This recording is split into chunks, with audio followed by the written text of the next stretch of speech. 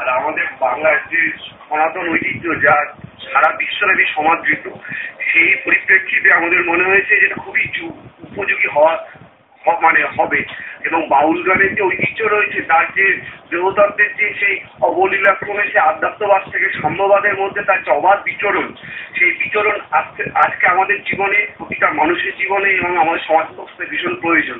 যেখানে আমরা দেখছি হানাহানি বাড়ছে, একটা প্রতিযোগিতামূলক মানসিকতার জন্য আমাদের নিজেদের মধ্যে মানসিক দূরত্ব তৈরি হচ্ছে।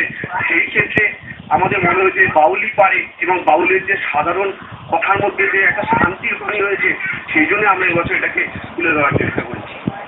মঞ্জিরা, যে অংশটাতে এখন আমরা রয়েছি মন্দিরের, এটা কিন্তু বলা যেতে পারে যে মন্দিরের দ্বিতীয় পর্যায়ে, দ্বিতীয় ধাপ এখানে, যেখানে তারা একটা পুজো মণ্ডপের মধ্যে তারা যেখানে বাউল গানকে তুলে ধরেছেন। এখানে কিন্তু একেবারে জন্ম থেকে মৃত্যু পর্যন্ত একটি মানুষের জীবনের যে পর্যায়, সেই পর্যায়টা কিন্তু এখানে দেখানো হয়েছে।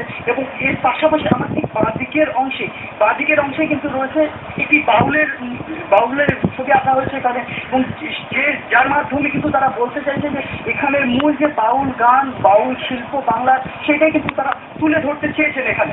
মঞ্জিরা, সন্দীপ, একটা কথাই জানতে চাইবো তোমার কাছ থেকে, যে এখানে তুমি এটা বলছো যে বাউল গানকে তুলে ধরা হয়েছে, আমরা দেখলাম ওর ছবি আঁকা রয়েছে, এখানে কি একদম বাউলদের আমরা পাবো, তাদের গান কি একেবারে সরাসরি শোনা যাবে, এরকম কি কোনো রকম ব্যবস্থা থাকছে এই মণ্ডপে?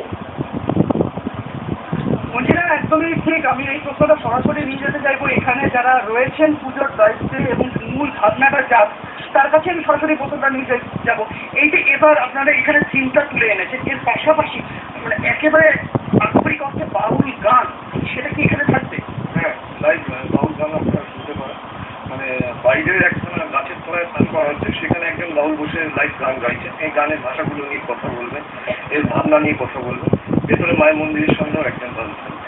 আমরা তো এই যে অংশটাতে এখন রয়েছে, এই অংশটা হচ্ছে একেবারে ভেতরের অংশ, আর বাইরের আবহাওয়াটা ঠিক কি থাকছে যদি একটু বলেন। সন্দীপ, অনেক ধন্যবাদ। সন্দীপ, তোমার সঙ্গে কথা বললাম আমরা, এবং আমরা ছিলাম এতক্ষণ দক্ষিণেশ্বরের রামরাজা তলার একটি পুজো মণ্ডপে, এবং সেখানে তারা বাউল গানকেই তুলে ধরেছে, বাউল গানকে কেন্দ্র করে তাদের পুজো মণ্ডপ তৈরি হয়েছে।